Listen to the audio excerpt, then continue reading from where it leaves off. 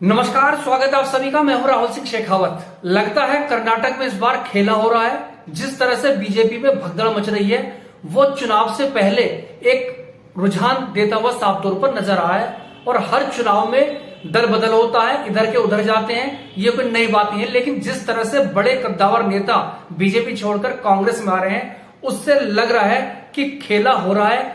और बीजेपी के पूर्व मुख्यमंत्री जगदीश शेट्टार कांग्रेस में शामिल हो गए हैं। और इसके अलावा आप जानते हैं कि सांसद और विधायक वो अलग रहे और पूर्व मुख्यमंत्री का नाम भी इसमें शामिल है। तो सवाल ये उठता है कि क्या बीजेपी के लिए अपनी सरकार बचाना इन हालात में आसान होगा। कर्नाटक में विधानसभा चुनाव हो रहे हैं। 10 तारीख को यानी 10 मई को वोटिंग होगी और 13 तारीख को यह पता लग जाएगा कि बीजेपी की सरकार बचेगी या जाएगी।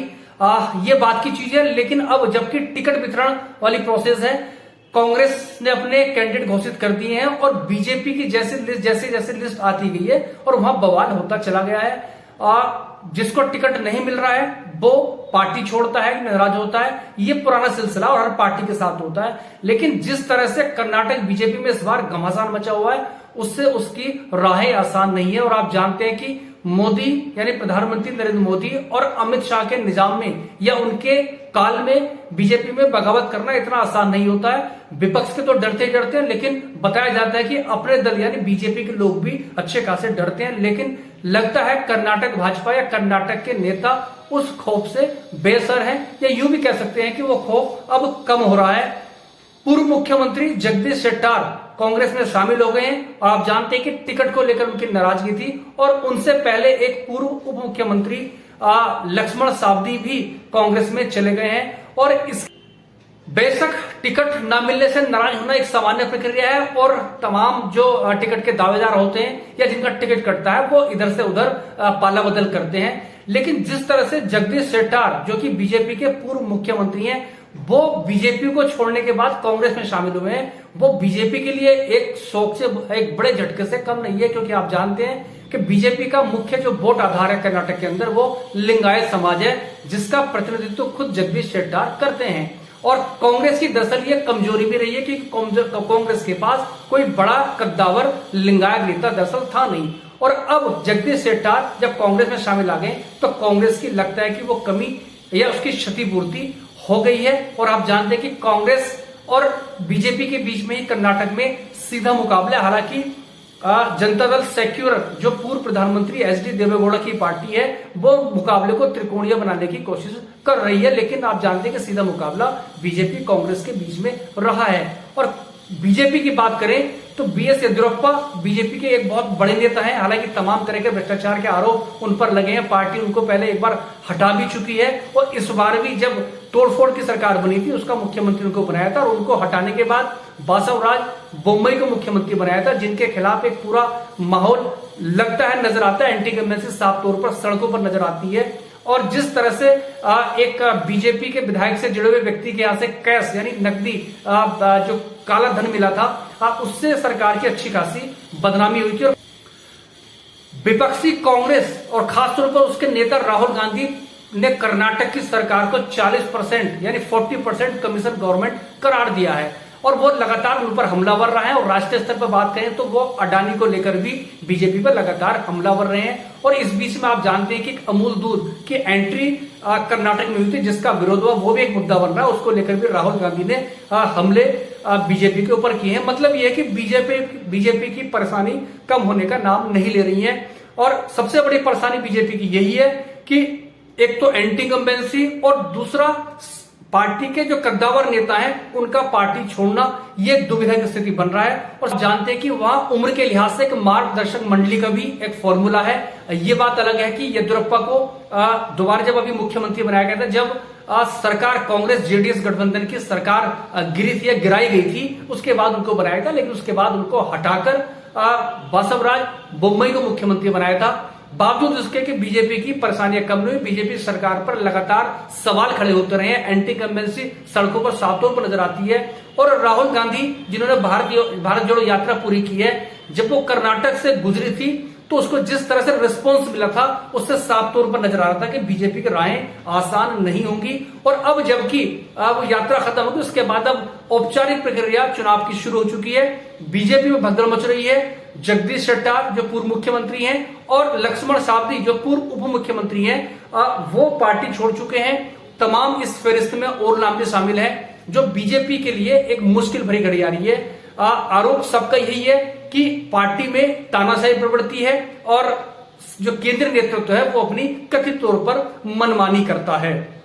और आप जानते हैं कि कर्नाटक विधानसभा चुनाव के जो भी रिजल्ट आएंगे उसके अपने मायने और दूरगामी उसके परिणाम होंगे, क्योंकि उसके बाद राजस्थान, मध्य प्रदेश और छत्तीसगढ़ में भी चुनाव होने, जहां भी बीजेपी और कांग्रेस का सीधा मुकाबला है। यानी इस राज्य में जो भी नतीजे आएंगे उसके परसेप्शन के तौर पर एक आगे अगर कांग्रेस जीतती है तो उसको फायदा मिलेगा और बीजेपी हारती है तो उसका नुकसान होगा। और इसके पहले आप जानते हैं कि मोदी और शाह के युग में बीजेपी ने सफलताओं के नए कीर्तिमान स्थापित किए थे। उन राज्यों में सरकारें बनाई जहां पे बीजेपी का नाम लेवा नहीं था, या तीसरे चौथे नंबर की पार्टी थी। लेकिन पिछले जो अभी चुनाव हुए थे कुछ महीनों पहले, हिमाचल प्रदेश में कांग्रेस ने सरकार बनाई है, बीजेपी की सरकार वहां से चली गई। मतलब वहां भी एंटी इनकम्बेंसी थी और जो बीजेपी की सरकार थी उससे लोग नाराज थे। कांग्रेस को एक ऑक्सीजन से वो कम दरअसल नहीं था।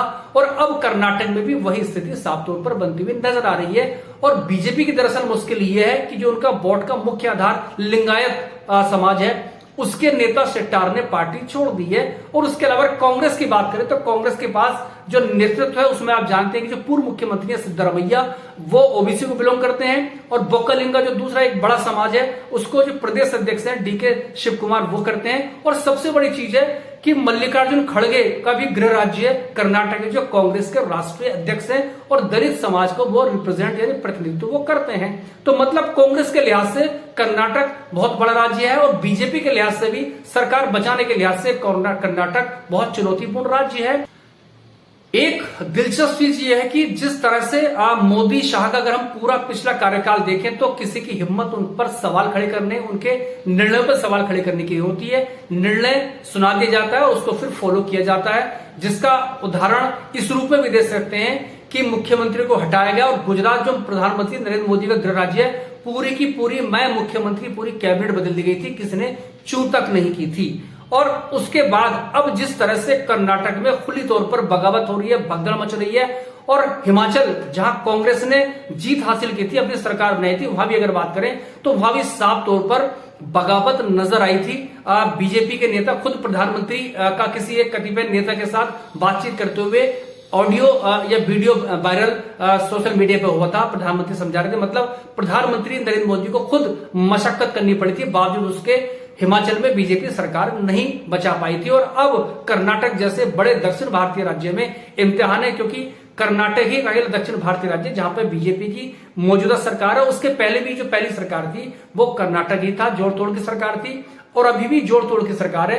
और सरकार को कांग्रेस जेडीएस की जो गठबंधन सरकार थी उसको गिराकर यह सरकार बनाया गया था। मतलब लेकिन अब जनता की अदालत में सरकार पर दोबारा मैंडेट लेना है तो वो उससे पहले जो स्थिति बीजेपी के लिए हो रही है वो बहुत अच्छी नहीं है। और इस नजरिए से भी इसको देखना पड़ेगा कि प्रधानमंत्री नरेंद्र मोदी और अमित शाह के दौर में अब आवाज उनके खिलाफ उठने लगी है, उनके निर्णय को चुनौती दी जाने लगी है।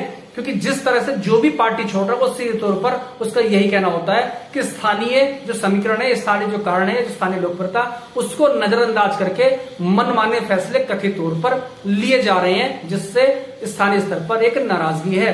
और आप जानते हैं कि येदियुरप्पा जो कि पूर्व मुख्यमंत्री हैं, उनको भी इसी विधानसभा कार्यकाल में पहले मुख्यमंत्री बनाया गया था और फिर हटा दिया गया था। हालांकि वो पार्टी के साथ हैं, लेकिन वो भी बहुत ज्यादा नेतृत्व से खुश हो ऐसा लगता नहीं। लेकिन चुनावी फिजा में उन्होंने बिल्कुल दंडवत होकर, एक तरह से कह सकते हैं, येदियुरप्पा के जन्मदिन पर जो रैली थी उसमें बाकायदा झुककर उनको जो था बधाई दी, उनकी तारीफ में कसीदे काढ़े थे। तो चूंकि चुनाव में उनकी जरूरत है, लेकिन वो भी जानते हैं कि चुनाव के बाद अगर बाइदे में सरकार बन गई तो उनका नंबर दरअसल आना नहीं है। तो इसलिए जो बीजेपी की स्थापित नेतृत्व है उसमें कहीं ना कहीं केंद्रीय नेतृत्व से साफ तौर पर नाराजगी है। और यदि बीजेपी हार गई तो इससे न सिर्फ एक सरकार जाएगी, बल्कि मोदी और शाह के नेतृत्व पे भी या वो जो तिलिस्म है उस पर भी सवाल उठने शुरू हो जाएंगे, वो भी तब जबकि इसके बाद जो बड़े राज्य हैं, इसको ये भी कह सकते हैं कि 2024 का सत्ता का जो सेमीफाइनल है, ये 2023 के जो विधानसभा चुनाव अब हो रहे हैं, ये उसका सत्ता का दरअसल सेमीफाइनल है। और इसमें अगर बीजेपी की हार होती है और उसके बाद 2 कांग्रेस शासित राज्य हैं और तीसरा मध्य प्रदेश, जहां पर सीधा तौर पर बीजेपी कांग्रेस का मुकाबला है। अगर कांग्रेस की स्थिति बेहतर हुई और बीजेपी की स्थिति कमजोर हुई तो जाहिर सी बात है 2024 में भी कांग्रेस के बीजेपी के लिए मुश्किलें साफ तौर पर नजर आएंगी।